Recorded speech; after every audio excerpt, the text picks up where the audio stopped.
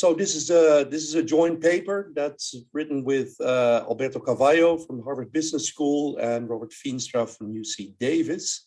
And the overall motivation for this paper is, well, first of all, that we know that GDP per capita or consumption per capita, as used in Penn World Table or other international databases, is an imperfect measure of welfare.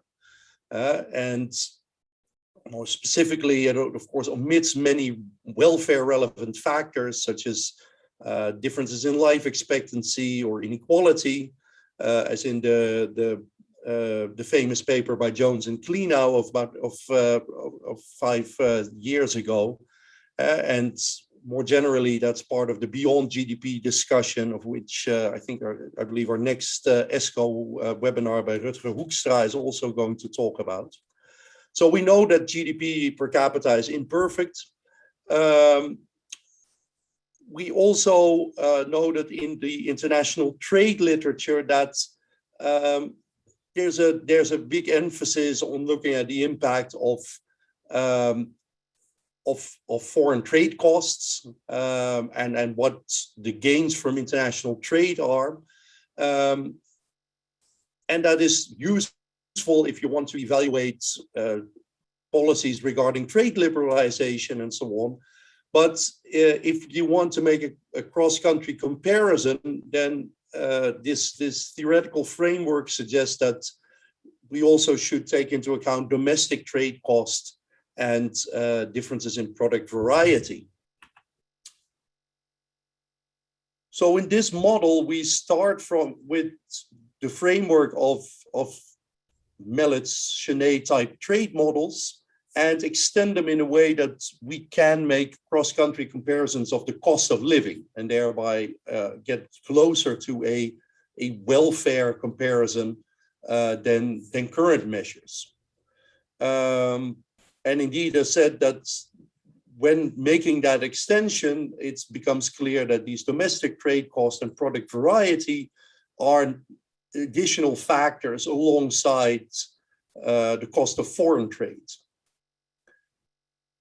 So that's the conceptual extension, and then the empirical approach is to apply this framework, and we've used a 47-country comparison.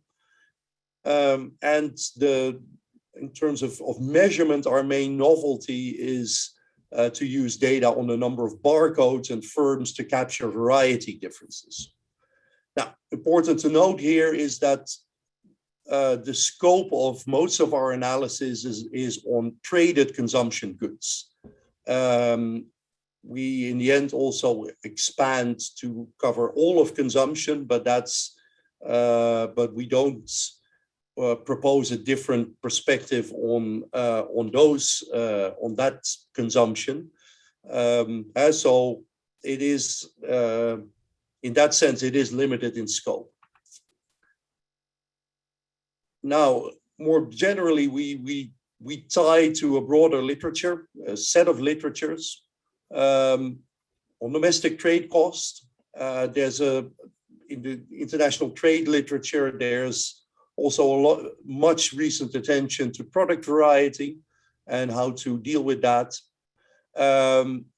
We relate to work on measuring trade elasticity or estimating trade elasticities. It's by Eden and Cordham and Simonovsky and Wall. There's more recent work that fits directly in this line of study of trying to get closer to a cost of living measure rather than the standard PPPs. And again, variety is not just a topic in the trade literature, but also in a broader productivity and welfare comparisons.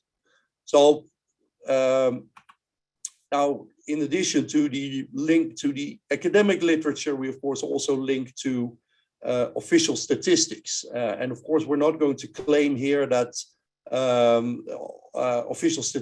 statistical offices should rush out and implement what we've done here. But it is helpful to link to where how we relate to that. So we, as researchers, we have ready access to the official statistics on purchasing power parities, PPPs. Eurostat and OECD will provide such numbers, produce such numbers for countries that we are typically all in. In addition, we have the international comparison program run out of the World Bank that provides global comparisons of prices. And the scope there is to get to measures of GDP per capita, using information on prices of identical products, linking them to national accounts expenditure on consumption and investment, and aggregating those up using by now standard index number methods. Now,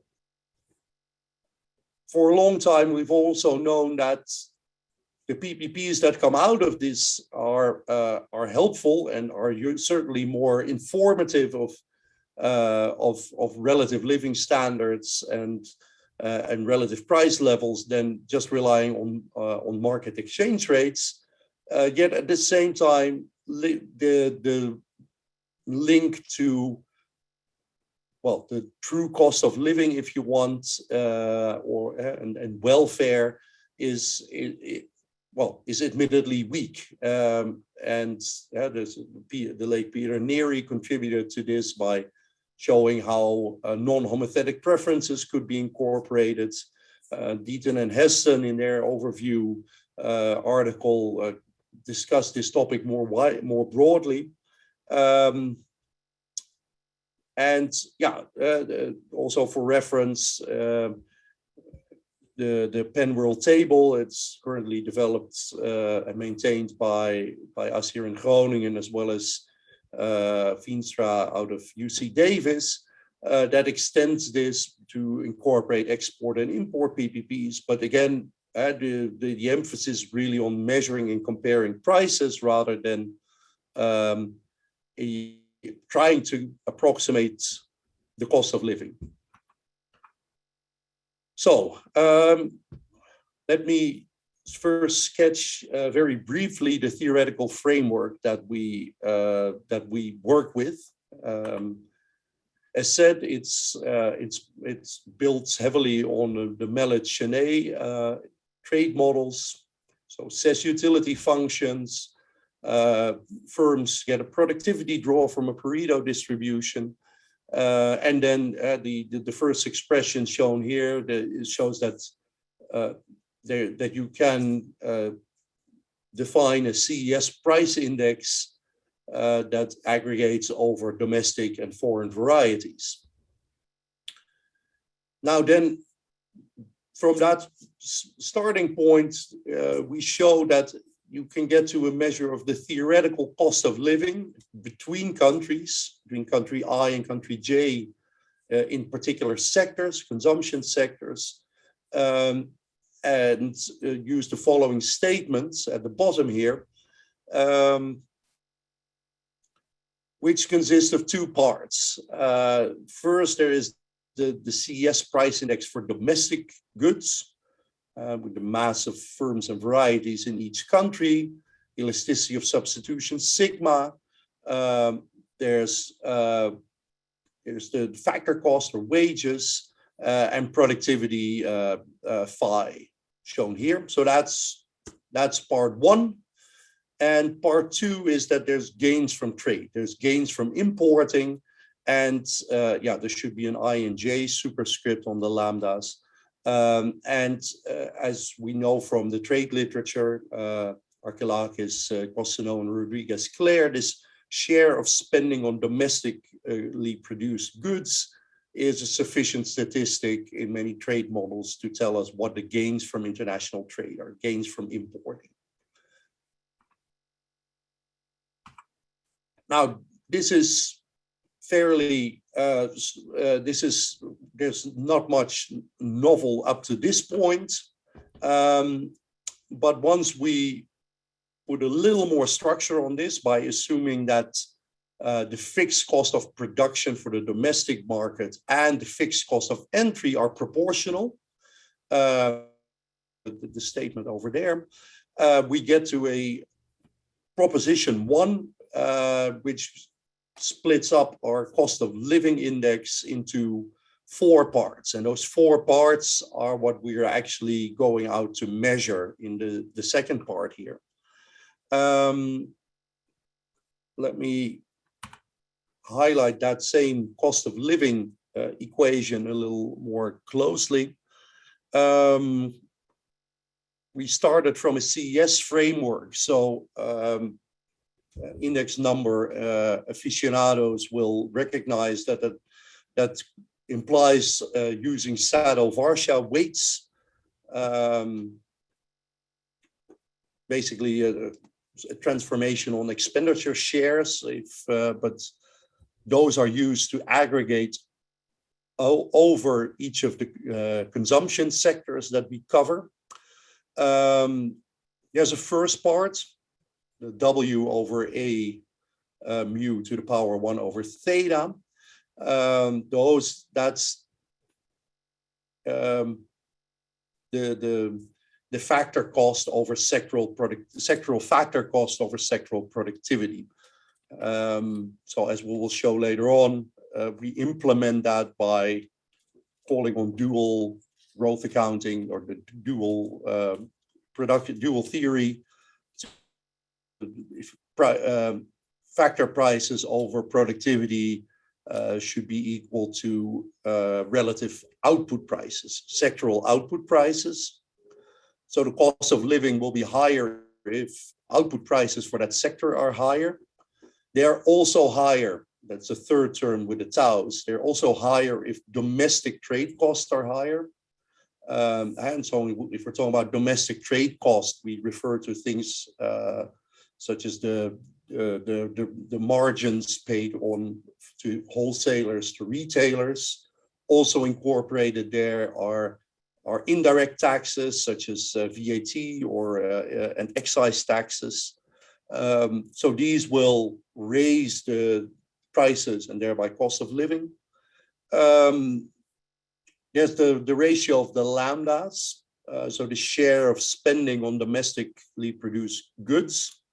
So showing that if you spend more on domestically produced goods, you're getting fewer gains from trade, and you're thus having a higher cost of living. And the framework here is that if you get more imports, you're getting a greater variety, so that adds to utility. The final term here is product variety, and I see here now that there should be J's in the denominator rather than I's. But this is the the effect of product variety, and the negative exponent here indicates that if there's greater variety in one country compared to the other, then that reduces the cost of living. Now, one interesting implication from this model is that we can solve for this variety effect. So with the I's and what should be the J's, and show that this variety will be larger in larger countries. So that's the population L in country I over country J, relative to the fixed cost of production. Now, this is a useful result because this means we will tend to see more variety in larger countries, and that's indeed something that our empirical data show. This also shows why, if you are doing international trade models, this is not a term you should worry about, because if you're doing these policy evaluations, you are typically assuming that population is constant, and that fixed cost of production are constant. So these two terms on the right-hand side will drop out, and you get you should then there it shows that the change in variety through this channel doesn't affect the cost of living. So for domestic policy evaluations of trade policies, what follows is not very relevant, but it is very relevant, as we will show, if you want to make international comparisons of cost of living and well-being. So that is a very concise expression of the theory. Let me go to the first part of the empirics, and that has to deal with both the measurement and first results when focusing on openness, so foreign trade cost and domestic trade cost. Now, I said at the beginning, we're looking at traded consumption goods. So that means services are not part of the core part of our analysis. And to clarify that further, we've here in the table on the right, we show the ESCoE codes, 2-digit codes that we cover. And as also shown in the column after that, the goods share is that within these ESCoE categories, well, as within food, beverage, and tobacco, everything is goods. There are no services in that category. In clothing and footwear, it's only the repair services. But say in health, this is even consumer spending on health. By far, most of it is on services, not on goods. It's only 24% goods. So what's left there are pharmaceutical products, medical devices that consumers purchase, and so on. Likewise, for transportation, it will be fuel and transport equipment, but omits taxi and train and bus services. What you show in that table as well is the lambdas. So we mostly drew these from the Wyatt database and added some additional countries from the OECD Trade in Value Added database. And what you show there is that the share of spending on domestic products is relatively high in food and beverages, also high in the transport and recreation and culture sectors, but in, for instance, clothing and footwear, by far most of the products are imported in this group of 47 countries.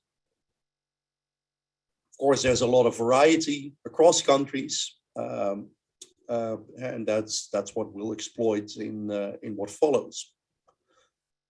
Also show the TAUs. That's also was an interesting challenge to put together. So the trade cost is really it's defined, the TAU here is defined as the value at purchaser prices over the value at basic prices. So how much is added in terms of wholesale and retail margins and indirect taxes on average. For many countries nowadays, there are estimates from margin tables, because note that here we're looking at consumption goods. So we want to be, so that was also a reason for relying on Wyatt and OECD TIVA rather than on straight trade statistics, because isolating trade and consumption goods and relating that to total consumption expenditure needs these more detailed tables. Likewise, for the margins, we don't only need total wholesale and retail margins, but also to which sectors and to how much to household consumption and how much to other purposes. Now, this was also data that had to be supplemented by some national sources on retail trade and taxes. So there's more detail where that comes from. You also see here the final column on product variety. I will get back to that in more detail later. Final bits of measurement is really this, on the last bullet point, this factor cost over productivity. As said, we approximate that using an estimate of sectoral output prices. I've seen some people here in the audience, like Mary, who's also done work on this sectoral output prices. What we've done is essentially start from expenditure prices from Eurostat, OECD, ICP. Note that well, we need to adjust for these margins, the tau, and to get at a producer of a basic price valuation for these relative prices. And if we take a output perspective, we should take into account that output should not include imported products. So we adjust for change differences in import prices, and it should cover exported products. So we should incorporate exported products. Again, more details where that came from, but by that way we try to approximate the theoretically relevant concepts here. If we go back to the core equation, it's the cost of living equation. We've had a discussion here about the first term that we cover using output prices, about measuring the second term based on the lambdas and the third term based on the taus. What you've also seen here is that we need information on two key parameters, namely theta and sigma, to implement the full model. So we need information on the elasticity of substitution, sigma, and the Pareto parameter, which also is the trade elasticity, theta. Again, this is an area where it pays to be cautious, because there's a lot of estimates of theta and a lot of estimates of sigma around. But the first point to recognize is that if you go down to a more detailed level of products, you should expect, and you indeed see, that estimates of sigma increase. So when we more readily substitute between different types of Coca-Cola products, whether you take a 6-pack or a bottle, if there's a promotion on, or more readily substitute within those detailed product categories than that we substitute between soda and wine, or food and clothing. So we should look at so that's one point to bear in mind. And likewise, this trade elasticity, so to what extent does trade increase as trade costs decrease, that also systematically varies with this level of product detail. And indeed, when we compare like with like, so estimates of theta and estimates of sigma on the same type of data, we see that this theta parameter is about 50 to 75% larger than sigma minus 1. Now you'll see that we also assuming a constant elasticity of substitution across sectors, not because we believe that's the most theoretically valid assumption, but when we try to estimate the Pareto parameter theta, the trade elasticity parameter theta, or at sectoral data, that ran into problems. And we also saw that the variety effects. So going back here, we see that the sigma enters into the variety effects, that those will be much magnified if we rely on sectoral elasticities of substitution, which are sometimes quite low.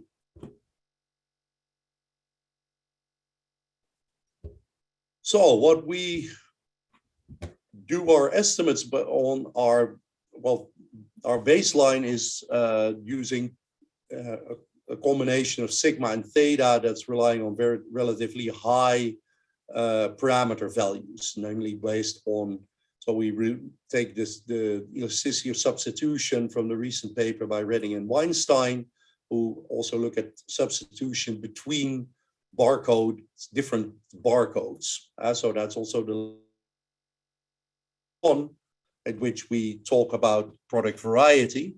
And we have the Eaton-Kortum theta estimate of 8.3. We also do sensitivity analysis based on a lower set of parameters. Now, in many ways, the results are similar, except that the impact of variety and traits is larger if these parameters are smaller. So in that sense, by basing this off the high parameter estimates, we're trying to, or we're being relatively conservative in how important these trait cost and variety effects are. So getting to some of the first results. So what we show here are the two trait cost terms. One is based on the lambda, so and call that here inverse openness. So a lower ranking here means that countries are spending less on domestically produced goods, so their openness is higher. We incorporate theta and we aggregate over sectors S. So that's on the vertical axis, and on the horizontal axis, we have domestic trade costs. So that's tau I over tau J, retail margins, indirect taxes. What we show in this figure is that, so you can see that the USA is at 1.1. So we compare everything to the United States. We see that many countries have a larger degree of openness than the US. So most countries are below 1 on the vertical axis, with in particular the Netherlands, Luxembourg, and Denmark at very high levels of openness. And that reduces the cost of living. But at the same time, we also see that many countries have a higher domestic trade costs. So they are to the right of the US on the horizontal axis. So you can imagine that these partly tend to cancel out.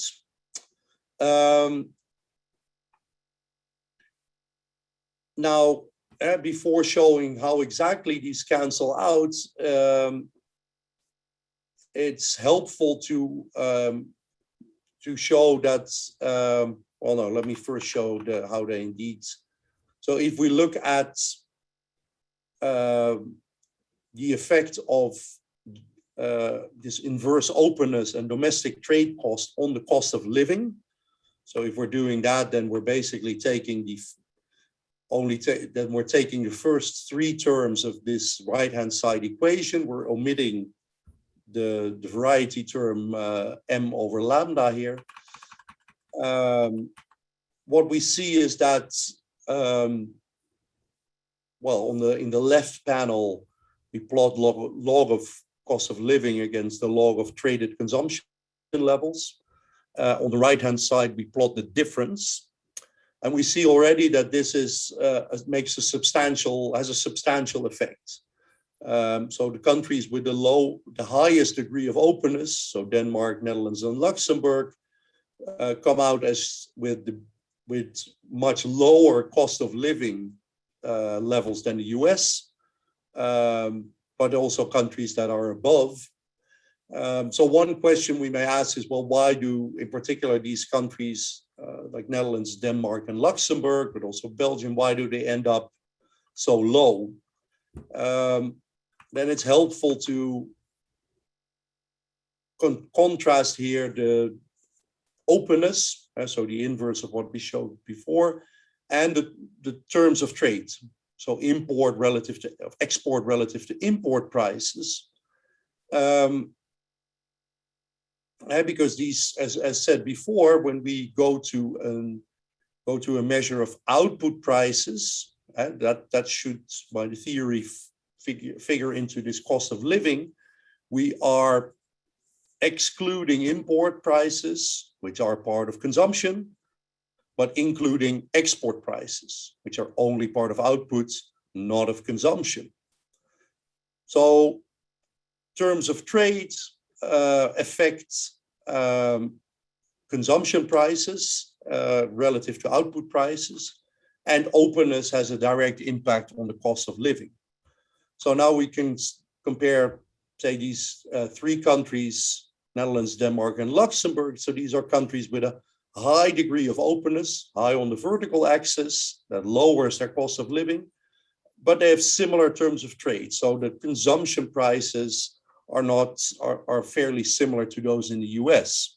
On the other hand, we have countries like Switzerland and Norway. Their openness is similar to those in the US, or well, similar. It's they are only 10%. They get a 10% boost to their cost of living, in a reduction of 10% cost of living from greater openness compared to the almost 30% of these other countries. So they don't get as much of an impact on cost of living, but they do have lower terms of trade. They have high terms of trade, and that lowers their consumption prices. So that's why Switzerland and Norway don't show up here as having much of a, don't show up at a particular, with cost of living that's particularly different. So this was the first part. Let me now turn to the product variety, and that's where we make, I think, the most advanced, well, the most progress in terms of new measurements. So we take two approaches, and both of these have benefits and drawbacks. The first is that we use a count of the number of firms. And we rely there on the Orbis data from Bureau van Dijk. We've also experimented with firm numbers from structural business statistics. For many countries, these are the rankings are fairly similar. So we have data for that for 46 countries. And a big benefit is that, well, we can fairly reasonably assume that these are firms that are also selling domestic products. So because we are interested in domestic variety, MII, we approximate that concept more clearly. But of course, a big drawback is that firms may be active in consumption goods, but also in investments or intermediate products. Each firm can sell multiple varieties, so multiple products. So the link to varieties in that sense is weaker. Our second one is to use information on the number of barcodes. And for that, we use information from the Billion Prices project that our co-author Alberto Carvalho helped set up, and that has information on the number of barcodes in 24 countries. It covers almost all sectors, only health and transport are not covered. And as a benefit, yeah, this is really product variety, the number of products that we have available on the shelves in our grocery stores, because that's how it's counted. So what are the stock keeping units at a major retailer in the country, and tracking that number over time. Now, one drawback here is, of course, that we only have imported varieties, not so it's not yet at the domestic scope that we need for our implementation. But we've done some work here to remedy that. So we've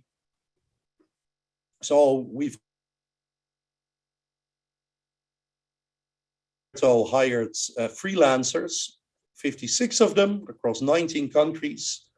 And for the two sectors, so went into grocery stores, food, beverage, and tobacco, and into electronic stores, and in each sector and each country sampled 500 random products.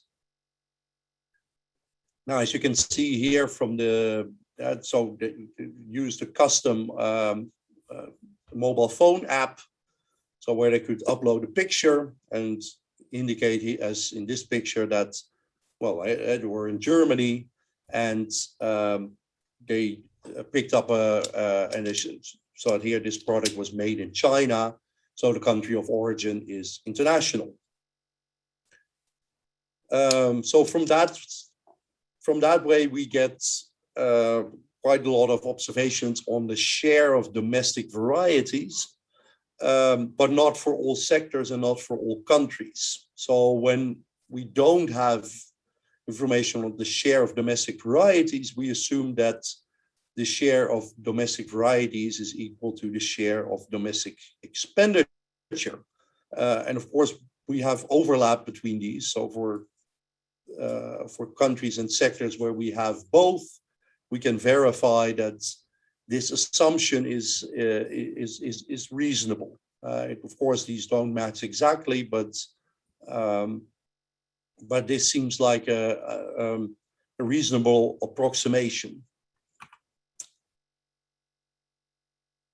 Now, one result that I promised earlier is that variety increases with country size. So plotting here log of population on the horizontal axis and variety on the vertical axis, we indeed see that larger countries tend to offer more varieties, whether going by firm count or barcode counts. One other thing to note is that if you compare the vertical scale, then the variation in firm counts is much larger. In log terms, it runs from 6 to 14, while the number of barcodes runs in log terms from 9 to 13. At least in this, that's the scale of the vertical axis. And indeed, if we regress these onto each other, we get more or less a square root rule. And the beta of this log firm count on log barcode count is about 2. Now, if we then plug that in, that 2.03, and look at the effect of variety on the cost of living, so the final term in our cost of living equation, we indeed see that these two variety effects are correlated. They're not the same. There's, if you run a regression line through this, shown here is the 45-degree line. There are certainly differences, but the scale of these variety effects is similar once you take this square root rule into account. Now, an implication of this is that that firms in small open economies will, on average, will offer more varieties per firm. And that fits with the theoretical prediction from Veenstra and Ma from about a decade ago. Another thing to note here is that if you look, so the USA in this figure is again on the 1 point, and we see that most countries are to the right or and above the US, meaning that the US has a greater variety. So countries will see a higher cost of living compared to the US due to the lower extent of variety in a country compared to the US. So now we can put all this together into a cost of living expression. So the big equation from before. And what we see, and so what we put together here are blue countries where we have barcode data and red countries where we only have firm counts.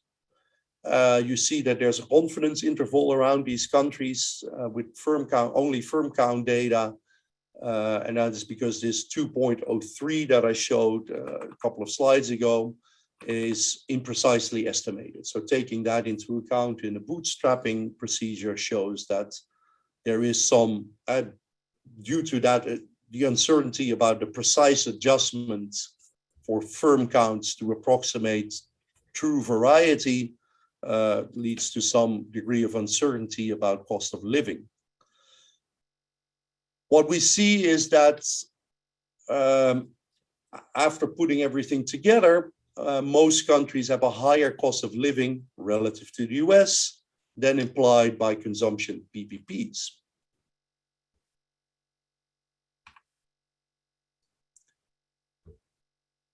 We can do a variance decomposition. We can try to account for these differences between the cost of living and the price of traded consumption goods. So basically try to explain the variation in this right panel by the constituent parts. So basically doing in a regression where the dependent variable is one of these four, and the explanatory variable is the cost of living over the price of traded consumption. Now, because the dependent variables added together sum to the explanatory variable, this is basically a variance decomposition, and the betas add up to 1. So in the first column, that's without any variety effects, we see that inverse openness contributes 86% to the difference between the cost of living and the price of traded consumption goods. Sectoral shares, the MUs, that we didn't talk about much, but these don't matter that much indeed. And finally, the domestic trade cost and the terms of trades account for about 10% of this variation. Now, when we start to introduce the variety effects, our cost of living changes, and we get that most of the variation in the difference between cost of living and the price of traded consumption goods is accounted for by these variety effects, with inverse openness at about 1/3 and variety at about 2/3. So that shows that, well, first of all, that even without variety, moving to a cost of living framework means gives you quite a bit of variation in that wasn't quite a bit of difference. Adding variety effects makes these differences even larger. So I'm getting close to the end. Let me show one illustration to also link to the broader literature on beyond GDP by scaling up these effects we found from traded consumption and adding non-traded prices. So so far we've looked at the cost of living for traded consumption prices and compared to the prices of traded consumption goods. So now we're going to add non-traded consumption prices, service prices, to get to overall cost of living. And then our theory-based welfare measure is based on taking the nominal spending, nominal actual individual consumption spending over the cost of living relative to real consumption. And that's relying on the total price of consumption. Now, if we line this up against the Jones-Klenow measure of welfare, there's no reason why we expect these to line up, because Jones-Klenow looks at very different beyond GDP factors than we do. They also find much larger impacts. So accounting for differences in life expectancy, inequality, and leisure matters much more. So the vertical axis is much broader than the vertical axis of our measure. So personally, I find that reassuring. We wouldn't expect that variety effects and openness should contribute as much to differences in welfare as these other factors. And we also see that,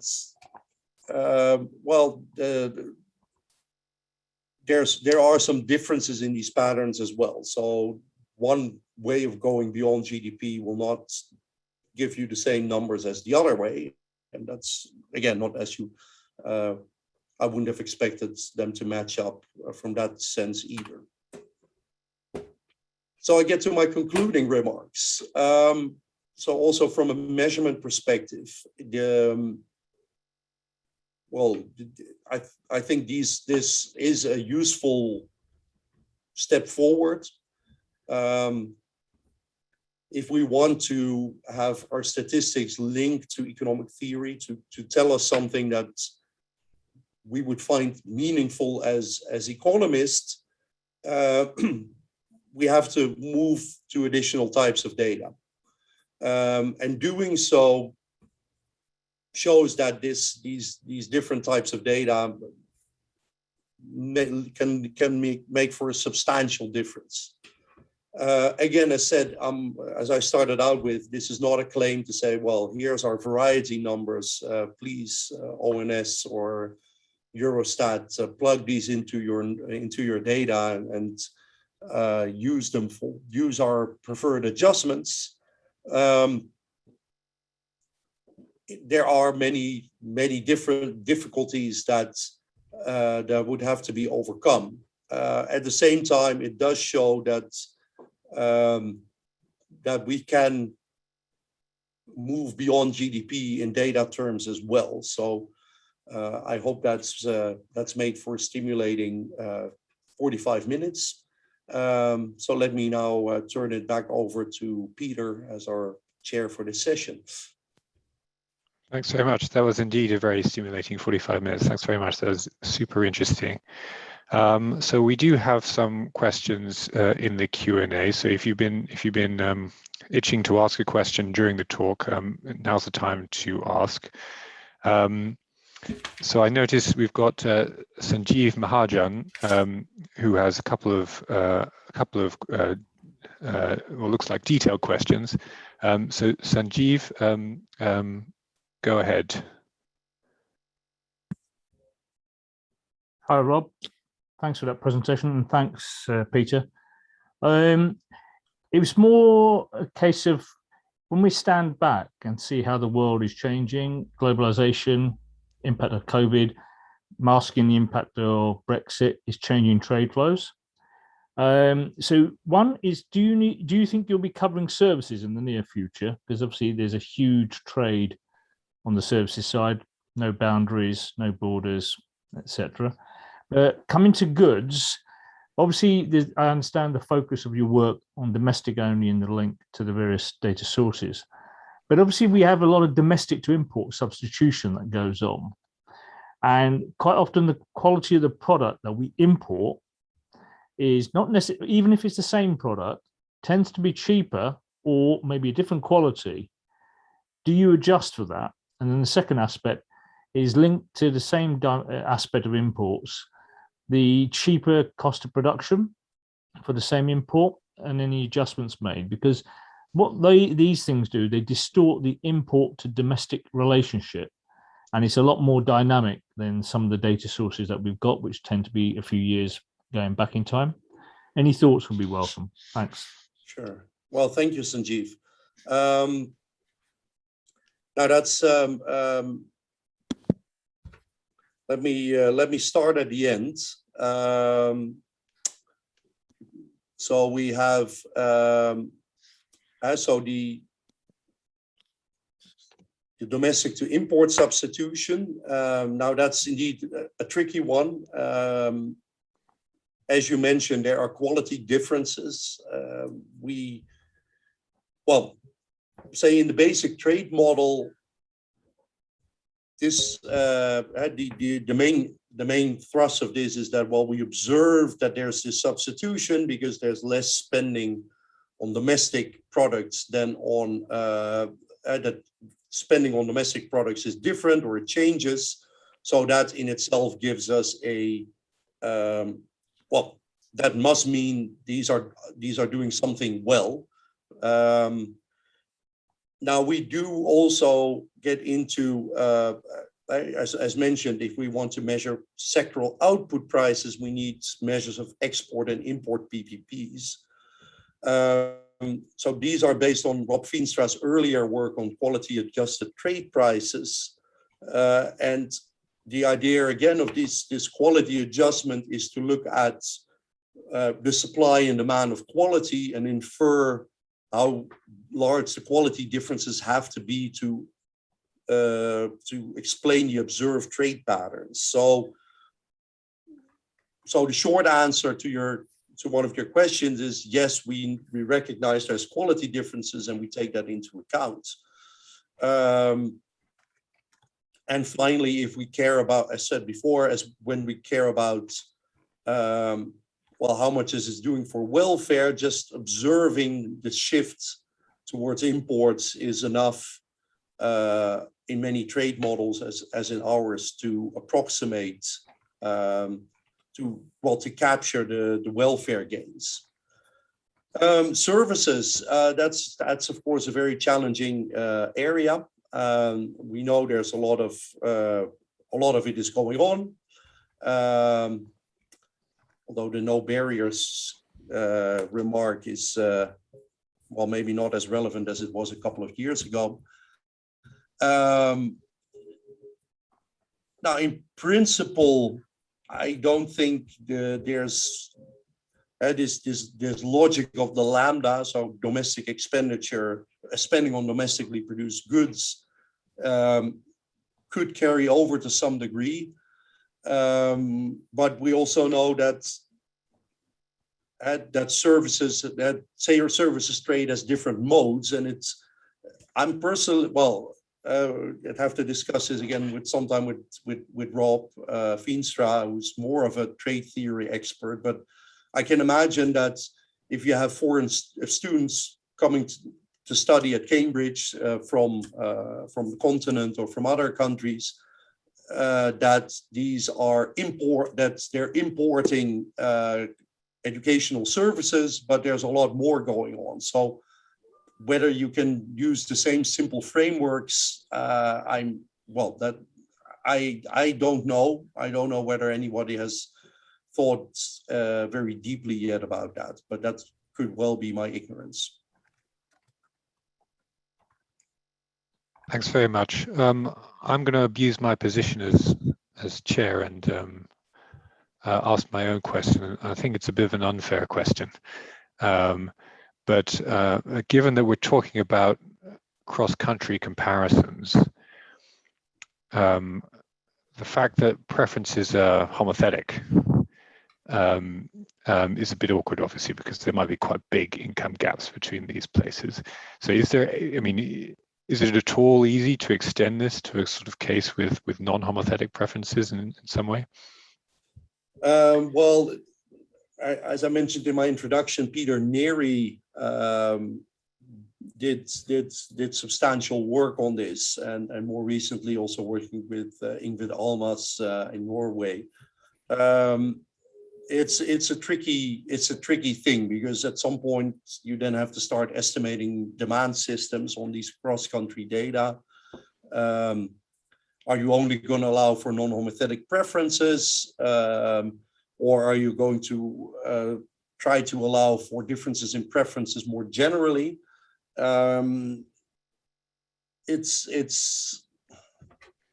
It's proven to be, I would say it's proven to be challenging enough that we don't readily include that in our framework. I see. Yes. Yes. Like I said, I think I understood it was an unfair question before I asked it. I'd forgotten to remind people to just state their affiliation when they ask their questions. So we've got another question from Rachel. Rachel, do you want to go ahead and unmute yourself? Sure. Thank you. Hi, I'm from the Bureau of Economic Analysis, and I'm really fascinated with all the barcode stuff. But I wonder, is it really fair when some countries, have a lot of non-barcode goods, and it maybe just, we're only comparing the countries that sell a lot of barcode stuff? Yeah, that's a fair point. This is a question that my other co-author Alberto would have been much more in a much better position to discuss at depth. Yes, this is certainly going to be well. Let's start back from the beginning. So in there, to count varieties, we're basically counting the number of stock keeping units that a particular large retailer has. Now, this is a retailer that should also have an offline presence, but also an online one. So again, that limits also the number of countries for which you can do this.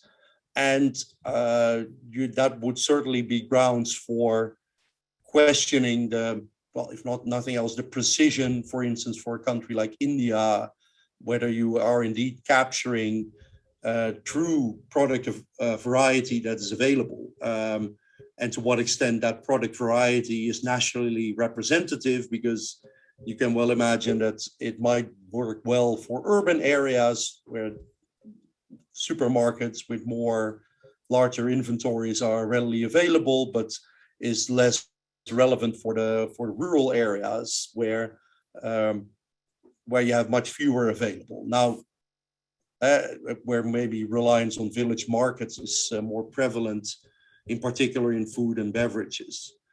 Now,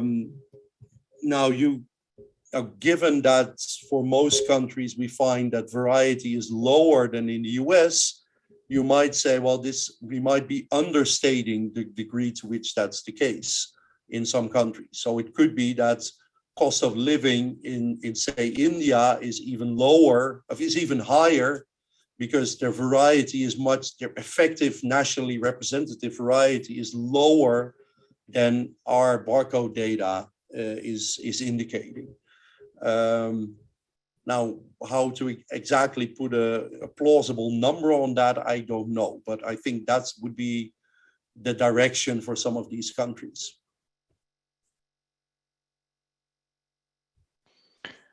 Thanks. So we've got a few more minutes if anyone else has other questions.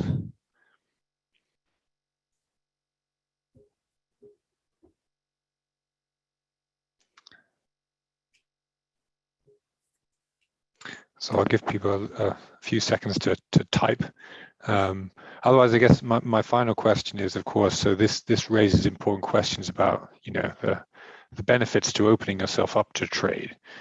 And I mean, there's sort of scope for kind of counterfactual kind of, fitting a model. And is that something that's in the pipeline, or is? Yeah. Our framework in itself doesn't add much to the pure trade question. What happens if you open up to trade? And indeed, as said, if you take that type of framework, then all this talk about domestic trade cost and product variety is not very helpful. And as a first best approximation, looking at the share of spending on domestic products is a good way to get a sense of the gains from trade. So in that way, we're not really advancing that literature. As in the earlier discussion with Sanjeev, we may be understating this because we don't incorporate the services trade, and that there should be a lambda for that as well when we add non-traded products. But that is something that we could consider for the future. Yeah, I mean, I guess so. In the Mellard's model, I guess the mass of product varieties could be kind of endogenous to the trade barriers, and well, they will be, yeah. Okay, so I think we've reached, we have reached 1:30. So thank you very much, everyone, for coming. Thanks very much, Robert, for a very interesting talk. I should advertise the next ESCoE economic measurement webinar, which will be given by Rutger Hoekstra. And he's going to be talking about an interdisciplinary synthesis of beyond GDP and the implications of that for economic measurement. So we hope to see many of you there as well. Thanks very much, everyone. Have a good day.